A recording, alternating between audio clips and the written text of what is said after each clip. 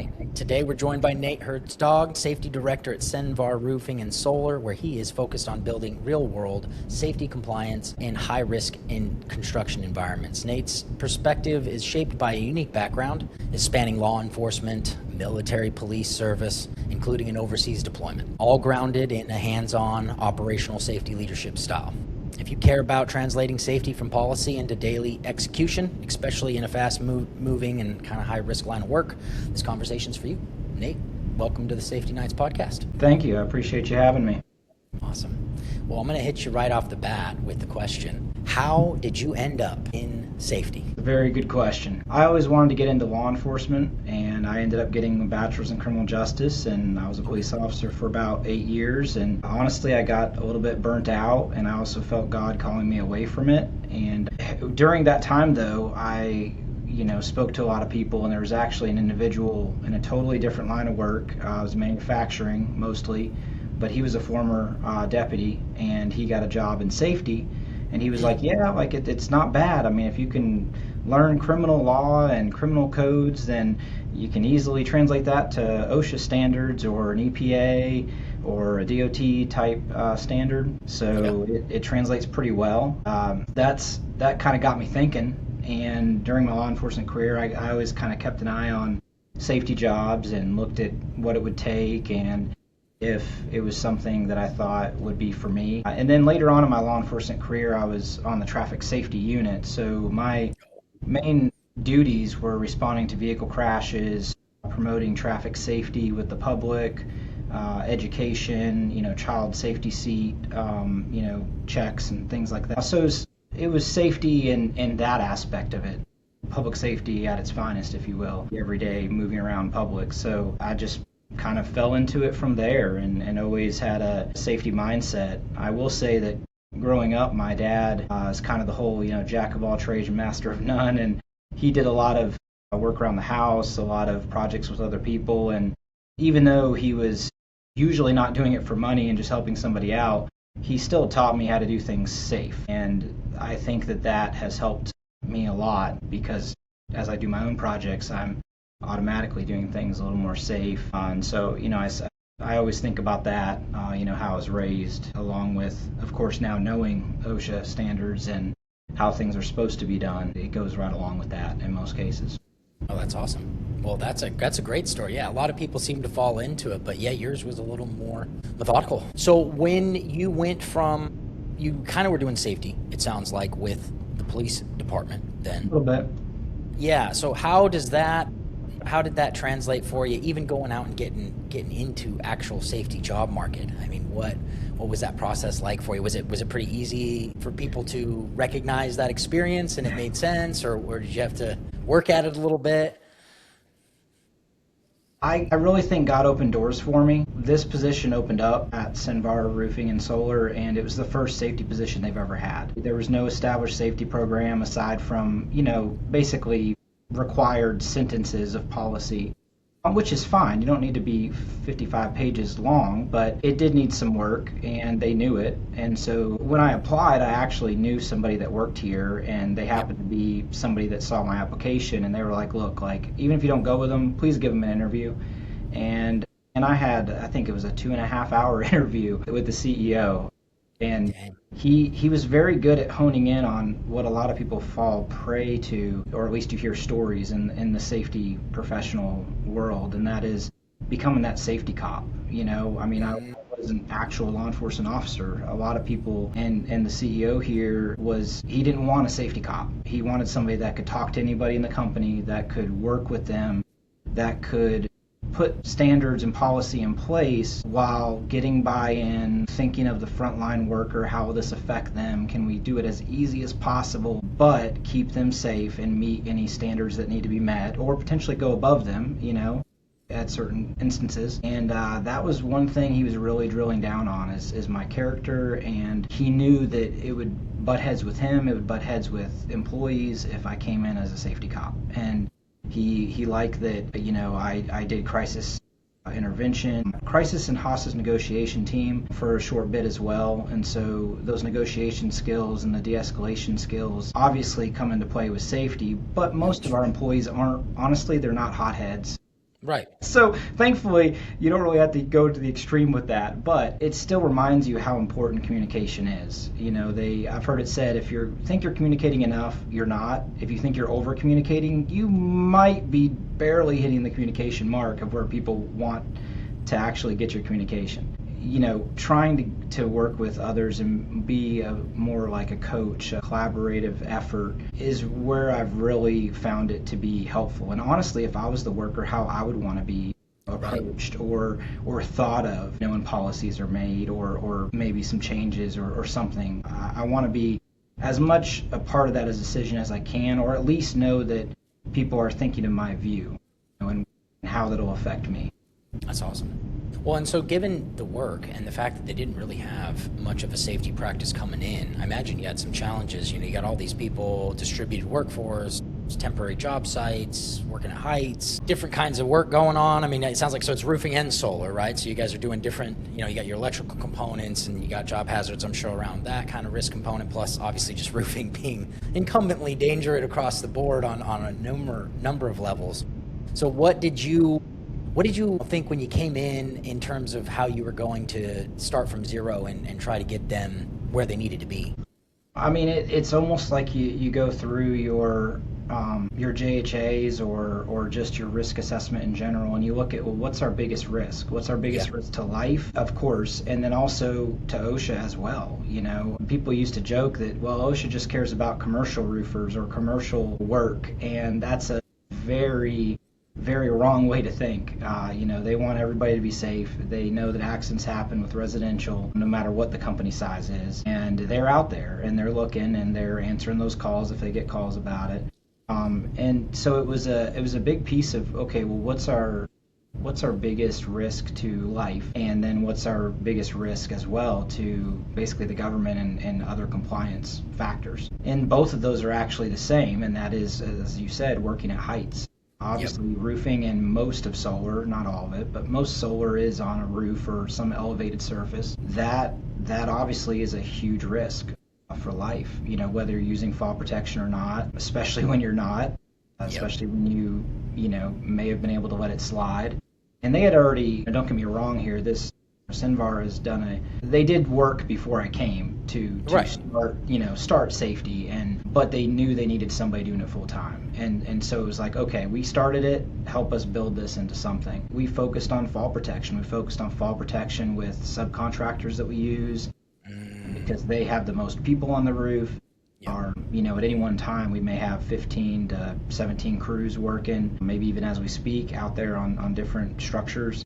And so, we have to do our job to keep them safe and to have that, employer responsibility when we are responsible. And even if we're not there, the foreman, the owner of those crews, they have to be responsible for their guys too. And so we really focused on that, we did, a little bit of like toolbox talk style training, not full-blown training, but we did some training with them. We did, some written materials that were in English and Spanish to help with that.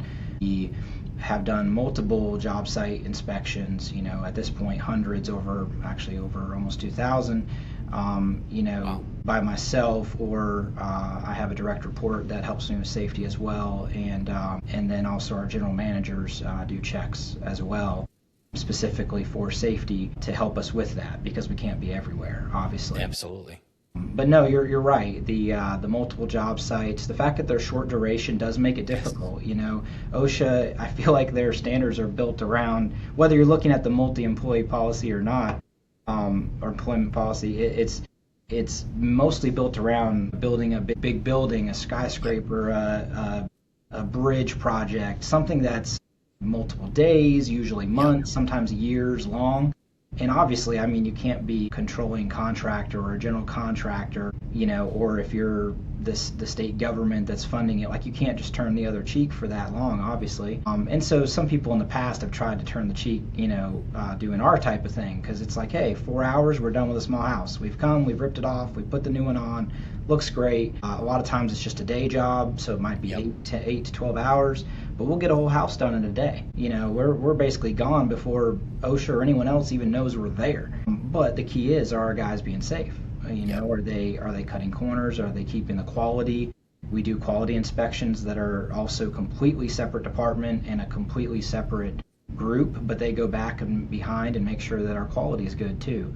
We want to have good customer service, we want to have good quality, and that goes with the safety part as well. So we have multiple people looking out for safety. It's not just myself and the safety coordinator that works with me, but that's kind of how we handle it. A little bit of coaching, a little bit of toolbox talks, a little bit of informal training, that sort of thing, and then being a resource. We'd rather have a general manager or a crew call us or FaceTime us and say, hey, this is what we got. This is weird. What can we do to be safe? We're thinking this. Is that compliant? Or is there a better way that you can think, to do it? And we appreciate to get those calls because we'd rather be part of that process to help them make a good decision, especially if something did go south or if OSHA or VOSH showed up, Right. We want to be able to say, well, yeah, this is why we did this, and be able to articulate that. Again, I think it's just fostering that coaching style environment, that collaborative environment is where you're really gonna to make the most difference versus just showing up and catching somebody and writing an internal citation and finding the crew. And I mean, honestly, it's extra paperwork. It's a negative interaction. I hate when that happens. I mean, I love when I show up and everybody's safe and everybody's doing the right thing and everything looks good and the work site's clean and they've kept it neat and clean and all that. I mean, that's what we want to see. And honestly, the majority of the time that is the case, thankfully. But if we need to address something, we immediately address it. That's awesome. Well, and so following up on that, how have you guys, because it sounds like you guys have great safety culture. We do our best. We try. We definitely try. The fact that you guys are doing that many job hazard analysis, the fact that you guys have a pretty formulaic process for pre-job safety practices at all, I mean, that's good, especially, and I do want to stress that because I know your type of work. I came up from that type of work. My dad was a general. We worked on refineries. I had to go through an OSHA course when I was like 17 years old the first time, right? So I'd been there. And not all the rules always made sense. I mean, I remember having to tie off under an overhead crane on a flat roof with a 3-foot retaining wall because we were over 20 feet in the air. And I kept thinking the hydraulic on this might fail before one of us is likely to fall off the roof, just given how high the retaining walls are. But, neither here nor there.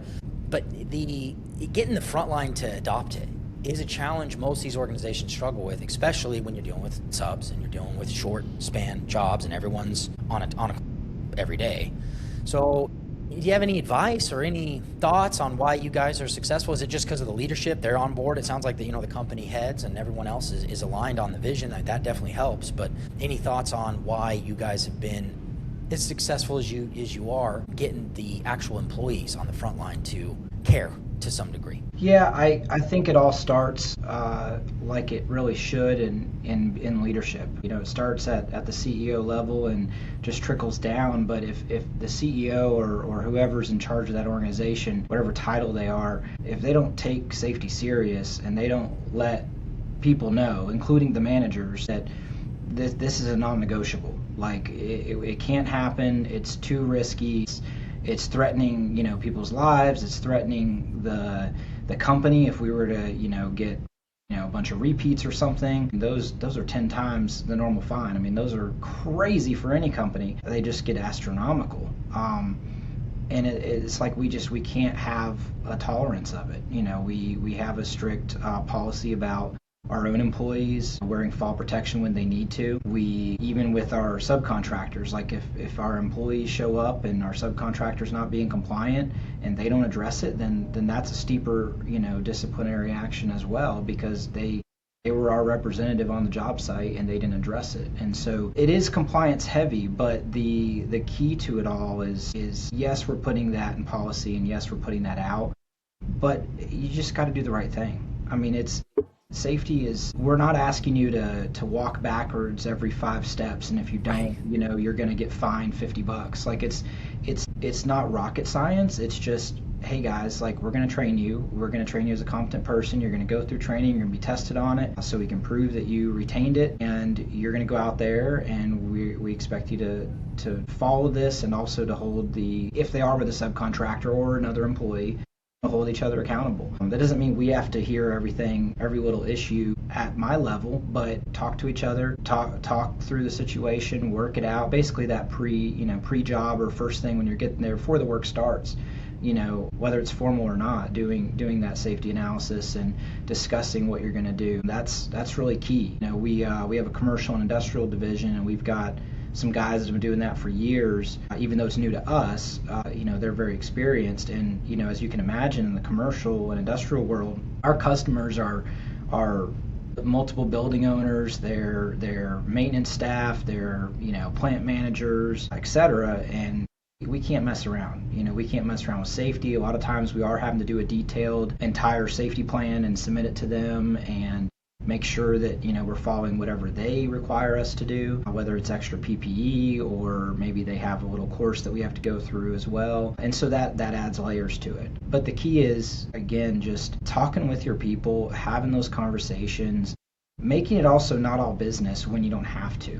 Getting to know the workers, getting to know their names, maybe their families, maybe things they're struggling with, reading their body language. Are they having a tough time? Or have you heard they're having a tough time? And maybe you make a point to reach out to them or have an extra conversation with them instead of being so business safety, that's all Nate talks about.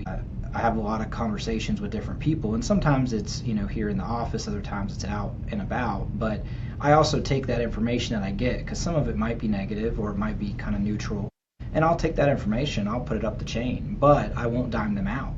I rarely tell even what area or like branch or area or division that the person is in. Why? Because not that they ask me necessarily to keep it secret, but I don't want to seem like I'm diming them out or snitching on them or anything else, but sometimes they have really good feedback that it may change how we do things, and those things might not even be safety related. They might be, but they might not be. And so then it's kind of like, hey, this is what I'm hearing out there. Can you guys maybe communicate some more about this operational policy or this change is coming up or whatever, because people they have no idea or they're not sure about it.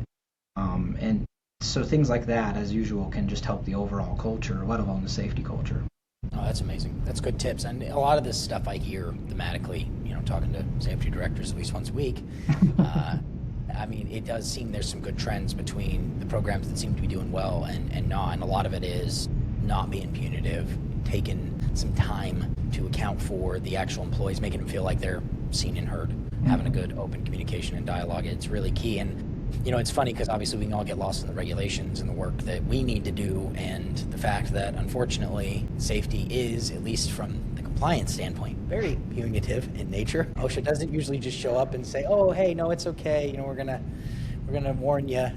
Most of the time they're definitely a little more willing to cite. So yeah, having some of that human connection is pretty vital, it seems like, in a lot of good safety practices that we're seeing. So question, I guess, for you, doing a little pivot. You've been in it a while, and was there a moment where, and there might be a couple, where you really felt like you made a difference? Something that or a program you were working on, or maybe just a program you helped grow internally, something that really turned the dial a little bit or prevented a serious incident. If you hadn't been there, or somebody on the safety group hadn't been doing what they needed to do, things might have been different. I know that's a tough one. Yeah, it is, because I do think everybody has been doing a pretty decent job. We of course had our own little incidents here and there, but as far as a moment that does play back, probably a few months ago, I was on a job site and I had a superintendent point out a hazard before I even knew about it. And it was a pretty obvious one, but I was looking at other hazards or potential hazards, and it wasn't like, oh, he saved my life type situation, but it was really cool to see him recognize the hazard and say, yeah, like I already talked to them about that stuff can't be that close to that skylight. That's definitely a fall hazard, and we're gonna get some stuff put around that. And I'm like, cool, because I hadn't even seen it yet, and that was neat. Anytime that any employees are catching things that I may not have even noticed yet, I think that just shows that the training's actually, it's working. and they're understanding that they need to be doing that. First thing they get on the job site, that they got to be double checking that fall protection's being used and whatever other safety, measures need to be used at that point. Are being taken care of, and I mean that tells me that that's actually happening. So that's been pretty good. I mean, even today, one of our project coordinators showed up to a job site, and the crew wasn't wearing fall protection, and they addressed it, and we did our internal policy on how to handle that, and of course those guys are out there every day. They certainly don't want to be punitive, but it was blatant. It was unsafe. And they knew better, and they had the equipment, and we have to address it. But it is frustrating, because I agree it can be punitive or seem like that's all it is. But That is, yeah. in reality, the whole point is to go home. Go home to your family. Go home to, even if all you got is a pet fish at home, you're gonna get home to that pet fish if you work safely and mitigate your risks and keep your eye out for hazards and that sort of thing. Some people just there's some ignorance out there, but most of the people with us now, it's just they may forget, or they may choose not to. And so that's when we may or may not, depending on what it is, have to be a little bit more punitive and address it. But sometimes it's just a, hey, don't forget this, or make sure you're doing that, or hey, put your glasses down, onto your face because you forgot them on your forehead when you were on the phone a minute ago, stepping away. So it's just that sort of thing. But Absolutely. it certainly can be difficult. I don't really, to circle back, I don't really have anything bigger than that, a few moments like that where I could tell like people are actually caring, and the culture has gone, to the frontline person, and they're taking care of stuff. Oh, that's amazing. With regards to that too, I know you guys have a lot of contractors on site. Is there anything, it sounds like you guys are just some training. Obviously they're a part of those talks. Do you have any particular struggles, or you guys, how is the contractor side of the thing going? Because we have a lot of, even on the manufacturing side, a lot of the times, some of that is the hardest to manage is the contractors, because they're not a part of the safety culture, and everything that you might be doing is potentially new for them. Have you had any good practices or wisdom to share on how to manage that, or advice? I mean, as with most things, everything can be individual or that group based. We do, anytime that we bring on a new subcontractor, at least I guess a good example would be a full roof replacement, crew. As we expand into different areas, we're again bring help in those areas, obviously, right? We don't want people driving 5 hours just to get to a job site. So when we onboard a new subcontractor, they actually start with our quality control people, and they kind of play the project manager for a little bit, one, to make sure that they're actually doing the work itself correctly. But those people are also trained as competent persons in fall protection, and they basically, since day one of, hey, we're gonna try you out, you're gonna do this roof, they're on it. They're telling them, look, you may not have been strict about this before, but we are strict about it. We're not OSHA, but we're going to be strict about it. And so they're told. And then we also have like a contractor handbook that we've created that's in English and Spanish. It includes some photos as well. And some of it's also just like our process related, like protecting a customer's property and that sort of thing. But a lot of it is safety. A lot of it is fall protection. A lot of it is the topics that you would find going through a fall protection course or a ladder safety course. It's really heavy with fall protection and ladders because that's what we're using the most of. That's great. So I guess on the technical front, how are you guys managing? It sounds like you're doing a lot of JHAs, JSAs. You're tracking a lot of metrics. How is that being? Is there any tools or anything that you feel you need, or is it still just pen and paper and you guys are happy and that works? How does the tech stack, if you will, look for you guys? And do you have any recommendations there? This is a common one I hear a lot. A lot of people are still very happy with very simple systems. I think simplicity is a good theme that we see, but some people swear by centralizing and having a third-party tool, and other people don't feel that it's that necessary, and it just kind of depends. So I'd love to get your take. Sure. I think that it all depends on the organization, what they're doing, how they operate. We are just now getting to a point where we are actually implementing, as of a couple of days ago, a HRIS system. We didn't even have an HR system. We were doing, it was obviously electronic in a lot of ways, but we still, it was no fancy software platform, anything like that. But we're a growing company, and we needed to standardize stuff, and we needed to, centrally locate things. And so that is something we just now are in the middle of doing. For safety, we're still doing a lot of things, I guess you would say, manually. We are looking at possible, EHS platforms in the future, depending on cost, depending on if it'll actually do what we want it to. That's the biggest thing. I mean, honestly, I think there's several out there that are good platforms. They really are, and are very similar to each other in different ways. But it goes down to, again, how you operate, what you want out of it. Is it customizable enough, or out of the box, cheaper version, is that okay for what you need? We're in a high risk industry, but it's not as regulated as like oil and gas or places that are used to 5 layers of safety approvals before you can pick up a hammer. It's not quite to that point here. So we definitely want to institute some things, but we're trying to be very selective. 1, to keep the costs lower, and 2, just to make sure we don't get something that we don't really need, that we're not using and we're paying a lot of money for. Or that, again, the frontline guys are like, come on, now I got to do this and that, and I got to log into this. And it's more so like, okay, we have this, can it do these other 5 functions plus safety? Because that might help a lot of other groups and divisions as well. It might help operations as well, but also help safety. So that's kind of our combined, approach that we're looking at it. So I think that it depends on your size, and it depends on your needs. Right. Certainly people that have thousands of employees and a bunch of other things going on, I get it. Like you're going to have other systems in place of some sort. Right. But I think the key is, our issue now is we don't want employees, even if it's just onboarding and then safety training and internal training after onboarding, we don't want them to have to go to 5 different places, to 5 different apps, to 5 different websites. Here's where you do this training, here's where you do this internal training, here's where you do this OSHA training, here's where and that's not including anything in person.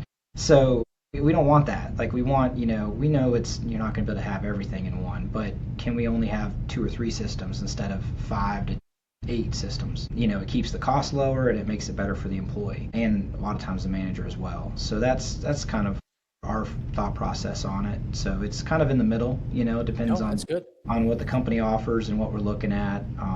I've looked at a lot of things: KPA, HSI, Salus, several that I've demoed and looked at, and again, a lot of them have great features. I think for the right company, they could all work. I think several could work for us, but it's like, what would work the best with what we might already have? Can it integrate with our HRIS at all? Does it allow API? Does it allow customization? Or is it out of the box to save money, but now I can't customize forms, or I can't, take 3 forms, make them into one electronic form, and then in the back end it spits out my 3 different forms for different people, but the employee just had one to fill out, and he or she is one and done, and everybody's happy because they all get the data they need. And that's kind of what I'm looking for, is what can we do to complete the process, to get the information we need, but make it as easy as we can for the frontline worker. Because again, the harder you make it for them, the more it's not going to get done, the more they're going to hate it. We want all this stuff to be a tool, to be a positive experience, and you gotta think through that and really make sure things are going to work the way you want it to. No, I think that's pretty wise. Yeah, as somebody who's been in the tech side of things in EHS for a decade, it's pretty key that you find something that can hopefully punch a little above its weight class and help some other departments, and you find some decentralization. I think is probably key, but also the front line is always overlooked, and it's super funny to me. We'll go through these selections, and only the directors are in the meetings, and they never ask the front line to, like, hey, why don't you try to enter this on the shop floor? Like, and if you miss that step, you're going to be in trouble down the road. It might work, it might not, but you should really test that, especially because people overestimate. It's getting better, but people overestimate people's technical aptitude often. And then you have the gap of, if it's a younger worker, they've probably, basically since they were a baby almost had a tablet in their hand. Versus we still have several workers that have been doing roofing for 40 years or 50 years. 40 years. They're good enough to use a cell phone correctly. So, you got to be able to account for both of those. For both parties. And employees where they're at, and is it 5 steps to do one thing when it should just be 1 click or 2 clicks? And I completely agree with you, and I wish more people would. I mean, I get maybe the initials, doing like Of initials, course. but once you are trying to get your final, your final decision, they really need to pull different people in and make sure that that's going to work. I agree. No, it's my number one piece of advice for everybody. You heard it here first. Just get the front line in, have them use it. Demo is one thing, but having them actually in the field under some environmental condition, see if it works, especially if it's offline or things like that. For you guys, may or may not matter, but a lot of companies, that's very important that they can do a JHA or JSA remotely, and they do, can they do it all in one app? Because again, yeah, I mean, are we saving time or are we creating more headache for the front line when those guys get pretty comfortable with the checklist or the spreadsheet or whatever it is. And so there's a little bit of that pain that they're going to feel no matter what, just move into something. So it better save them some time or some headache somewhere to kind of make up for the learning curve that they're going to have to go through. Otherwise, adoption is going to be uphill, which we don't want. Yes. No. So no, that's excellent. So yeah, and it sounds like you guys are very data driven. So I guess one thing I'd love to ask you, the way you started when you came into the program, you started looking at the data. Obviously you guys are doing higher and higher volume to try to de-risk the project, get safety awareness, which is huge, but also I'm sure there's some back-end insights and learnings there. Is there anything that you see that, how do you guys manage that? What does that look like for you? How does data kind of fit into the safety game and practice for you? Yeah, I mean, for me, it's not usually day-to-day data. Right. It's more of, maybe a week or a month. I'm looking at what's coming in, what's happened, what hasn't happened. We get data from different sources. We get data from our CRM system. We get data from, my safety guy. I mean, his main job is going out and doing site inspections. And so he's on the road most days, usually checking between 2 and 6 jobs a day, depending on how spread out they are and or how long he's on the job site. He can, like I have as well, I can plan to check 4 job sites one day, and you get to the second one and people aren't safe, they're not compliant. You got to get them to stop and set everything up and be able to, make sure that they're using it before we leave on and move on and that sort of thing. And so you have those things, or the flat tire or whatever, but that's his main thing. And when he does that, he's doing about a 50 to 60 question checklist depending on the size of the job, checking everything from, is the ladder 3 feet over the edge to, are they wearing safety glasses? Is the ladder at the right angle? Is the fall protection anchor incorrect? We use drones. Wow. We have our Part 107 pilot certificates, so we can fly as long as there's not restricted airspace. And we actually will use those to check on the crew if we can't see them from the ground, but also check on their anchors. It's one thing to say, oh yeah, I can see he's connected. Yeah. What is he connected to? Did he just throw it up there to make OSHA and I think that he's being safe, or she sometimes, or are they actually put into an anchor with the correct fasteners or the correct number of fasteners? All that stuff you can see with the drone, and you can get a photo of it. So if not that anyone's ever fought us on it, but if they wanted to fight us on it, or if we wanted proof, it's like, yeah, right here, you only got 2 nails, 1 on each side, and you're supposed to have 6 on each side. That's not going to hold you if you fall, nor is it safe or compliant or anything else. Right. So, then we address it. So it's a great tool, and it also gives us the opportunity. We want to be efficient. We want to help operations any way we can, and one of those ways is while we have the drones up, where we are taking photos of the work in progress. We've made a point to try to take photos of areas that are more difficult or might leak in the future, because I'm like, man, if I'm a repair guy in 4 years and I have to come up here under warranty and fix something, it's going to be a lot better if I can see these drone photos and know what I might be getting into, or I might even just be able to look at it and say, yeah, this is probably where the leak's coming from. This is where I'll start checking and make it a faster job. And so that's something we do as well, is try to help document, because we put all these photos into our CRM. So just like any other work in progress photo or document that's assigned to the job, that those are getting documented. So again, trying to use the technology both for safety, but also potentially to help out the production side of the house as well. That's huge. A lot of these plants that I talk to too, it's the same thing, different game, but figuring out a way to get kind of quality ops and safety to work together is usually a strategic play as much as you can, because it's very easy, I find, for ops to butt heads a little bit, the production metrics to butt heads a little bit with safety if you're not careful, because they they have quotas to hit, and they're more concerned, because that's their job, about getting things done, and sometimes they feel that those safety practices can get in the way. I understand. I can imagine on a roof just doing the tie-offs. I mean, it's got to limit the guy's range of motion on the roof, and he's got to go from one end to the other of the roof, I'm sure, a couple times before the job's done. So you're going to have to be strategic on how you're setting everyone up and what they're doing. So there's probably a lot of thought that goes into making that efficient and safe instead of just efficient. Yeah, to do it correct, that is correct. Sometimes they get that. Sometimes we end up having to coach them on it, because we're like, bro, you can't walk all the way across that ranch, home with your lanyard at 50 full feet. Like, you're going to hit the ground way before that thing even no matter what, if you're tied off. Yeah. We definitely, have to do some coaching in that aspect sometimes. But it is really neat when any of our employees or subcontractors, like, you can tell they're thinking it through and doing their best to stay connected, 100% as possible while being up there, and following, there's a letter of interpretation and that speaks about it, but basically what most people refer to is the first up, last down, mentality of, you don't send 4 guys on the roof at the same time to set up anchors. Of course, that's fastest, but it's not the safest. You have one put up an anchor, he connects himself to it, then he either throws a line down to somebody else or goes and puts the other anchors up, in the meantime while people are waiting and getting ready to go. But a lot of times they just want to throw everything up there and get started. And I get it, but we've covered that training a few times with everybody, because it's like, I know it takes a little bit of thought, even when finishing the job.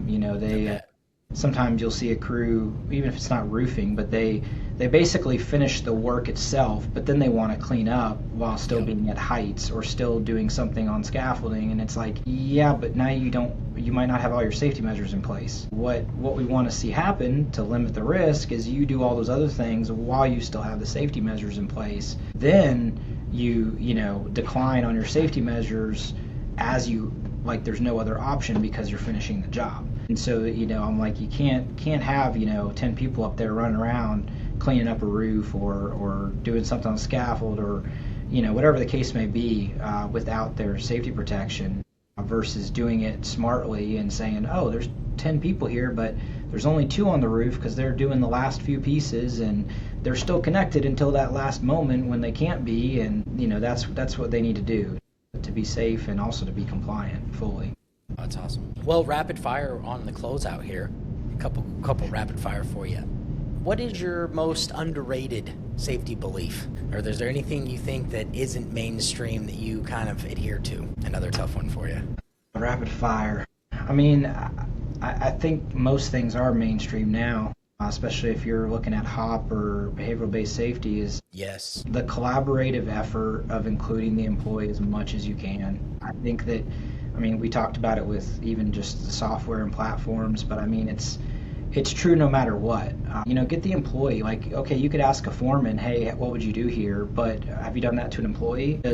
Does your fall protection or whatever you're testing on, it might include some hazard identification, but do you have photos in the testing to make them actually look at a photo as if they were standing on a job site and say, what's the hazard or what's the biggest hazard? There's including the employee in as much as you can, within reason, of course, I get it, but I think that is definitely key. Having if you have a safety committee that's more involved and you can try to make it more employee led and have more employees than there are managers there, that's all going to put you in a better direction than having some sort of committee and it's all the safety and managers and maybe one employee.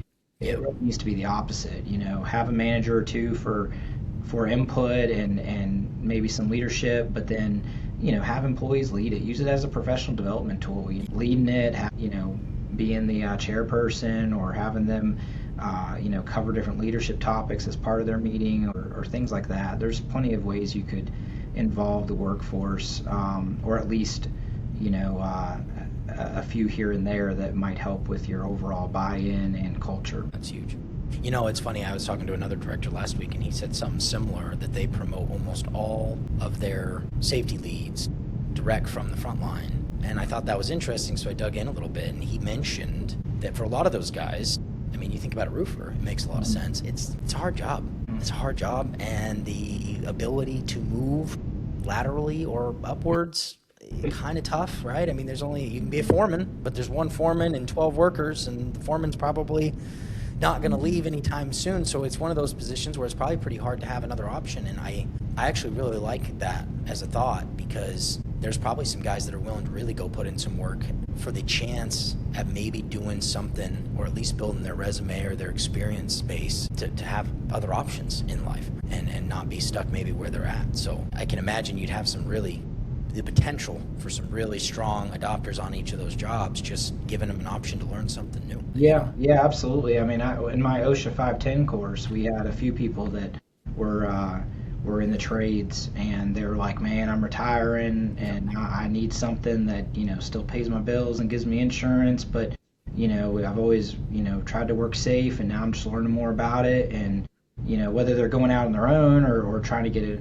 hired by a company or whatever, they're doing that exact thing, although they're doing it at the retirement age. But hey, it's love when you have safety people, or any person really, but especially managers and safety people that have other experience in life. Yep. I think it's great when people can get safety degrees or whatever else, but look at my degree. It was in criminal justice. Yeah, I became a cop. But did that help me as I was a rookie cop? Very little. Very little. Right. Here in Virginia, it's a 6-month police academy anyway. So you had 6 months of an academy plus 12 weeks of field training with a training officer or multiple training officers. So that was where the rubber hit the road. But right. The point is, it's important, and they shouldn't be dismissed, because some of these guys also have tradespeople that are their parents. But when you have people that are in safety that have been in the trades or have been, on that manufacturing floor, that production floor line, whatever, that really just helps them talk to the employees better. They understand the process better. Again, I grew up around all that stuff, but I'm not technically a tradesman. Now, my safety guy, he was a welder by trade. Got injured. And that kind of got him while he was on light duty into safety, and he ended up being like, this is better than welding, and it's kind of interesting, and I want people to be safe so they don't get hurt like me. And now, did we get disconnected? Shoot.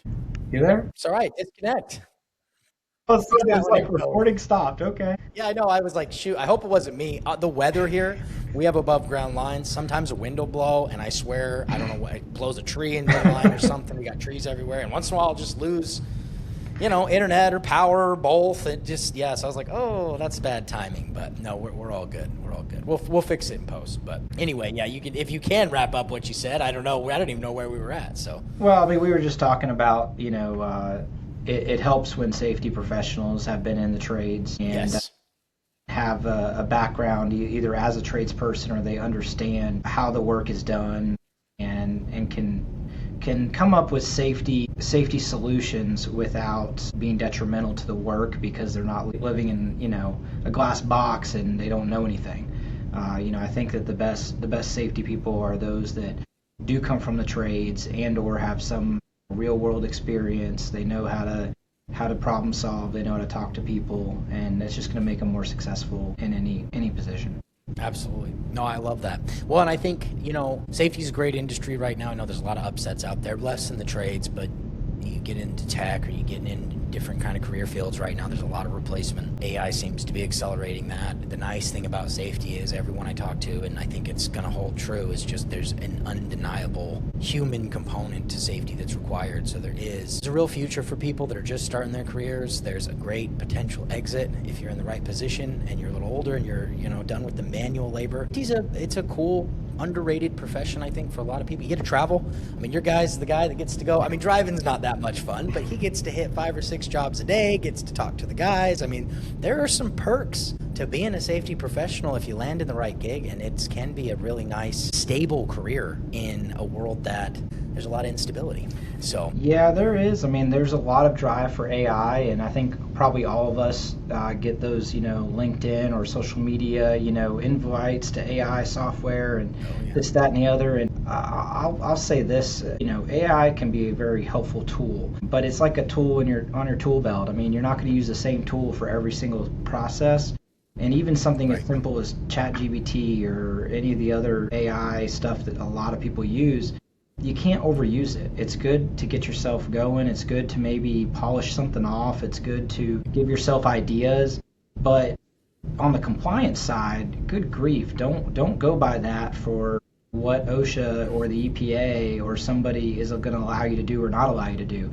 You need to go read the standards. You need to do your research. You need to go read the letters of interpretation that a lot of people forget, unless maybe they're in a 510 or 511 class, and then they're reminded about those. Those are super important. I mean, they help fill in at least a little bit of the gray area, and sometimes a lot of the gray area that's out there, because that's what the compliance officers are going to go by, whether it's state plan or not, because that's what OSHA's put out. So I mean, that's an underrated thing, and again, AI is a great tool, but just don't let it write your papers for you or see if something's compliant. Do your homework, find out yourself. You talked about driving, and man, a lot of how I grew as a safety professional was in my early days where I was the one traveling, because I listened to audiobooks, I listened to podcasts, and not just necessarily safety. You got leadership podcasts out there that are great. Some are military, some might be church, but you got those podcasts. Maybe you got some spiritual podcasts. Maybe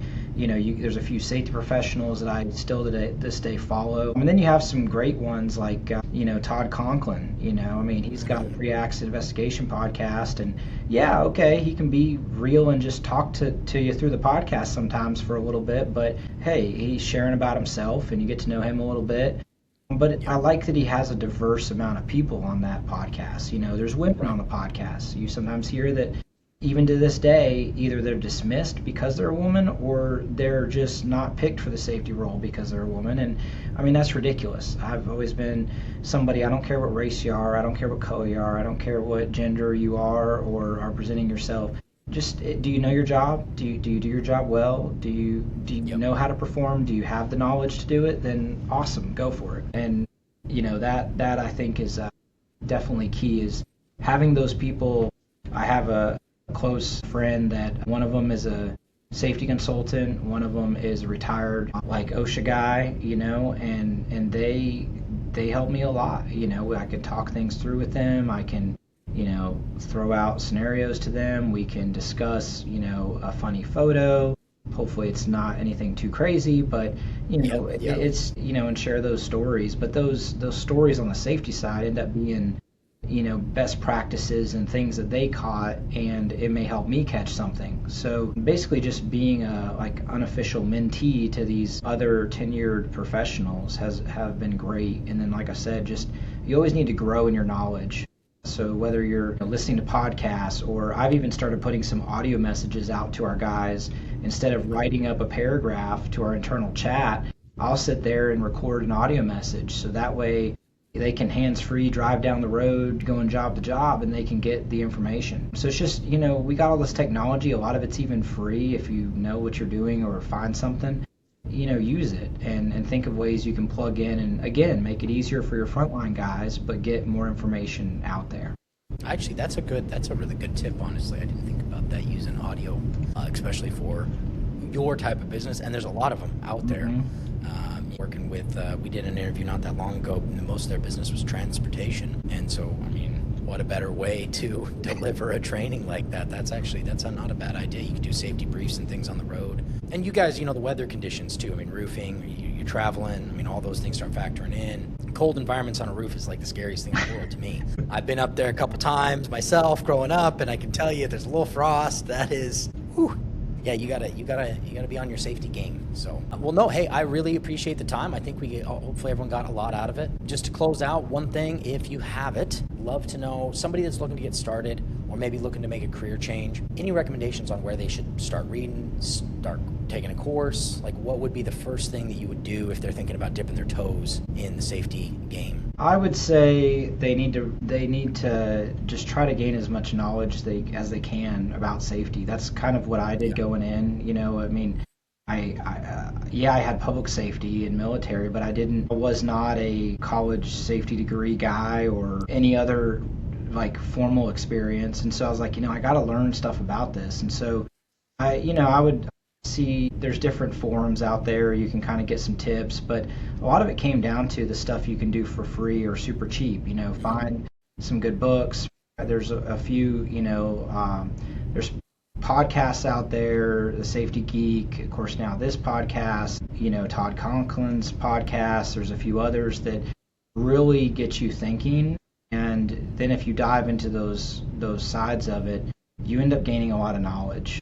You really do. Yeah. The other thing you can do is, even though you can't get it until you've been a safety professional, or at least enough of your duties to get it, but the Board of Certified Safety Professionals, Associate Safety Professional, the ASP, of course, a lot of people understand the CSP, and it's kind of the gold standard. Whether it should be or not, that's a different topic, but Right. it's kind of become a gold standard, because when people Google it or ChatGPT it, and they own a company and they want some safety guy or girl, that's what they're looking for, so people want to get it, so they have it. But it does show you a little bit of cred if you're actually sitting for those tests and studying for those tests.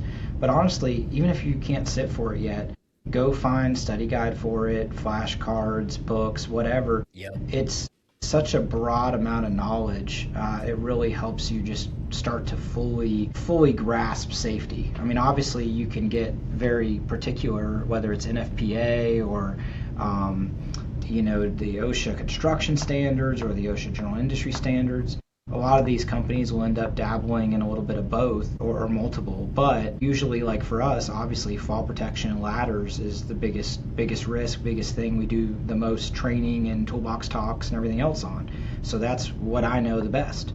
But we do other things too. So just trying to learn all that you can, and a lot of these podcasts are free, or there's, again, books out there that, if you have an Audible subscription, it basically might be free because you got the subscription. So it's just, get out there and educate yourself. If you can find, safety professionals to mentor you, or at least have coffee every now and then by all means do it, especially if you can find them in the industry that you are trying to get into, or any industry. Definitely, self-study, and it's like anything else, right? If we're not growing, we're probably stagnant or going backwards. So it's like, whether it's, if you're a Christian, get in the Bible, whether it's, you could sit there and read OSHA, 1926 all day long, every day. But, in reality, is that going to make you an effective safety professional?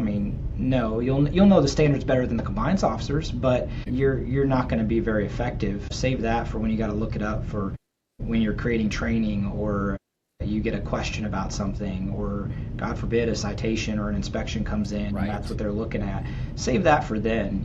Otherwise, build those relationships, be collaborative, be a coach to the supervisors and the employees as much as possible, and go from there. That's good advice. Well, no, hey, thank you so much for your time, Nate. It was a pleasure speaking with you, and thanks for joining us. Hopefully everyone else out there got a good couple nuggets out of this episode, and we'll be back next week with another one. Well, thank you. I appreciate it. Bye, everybody.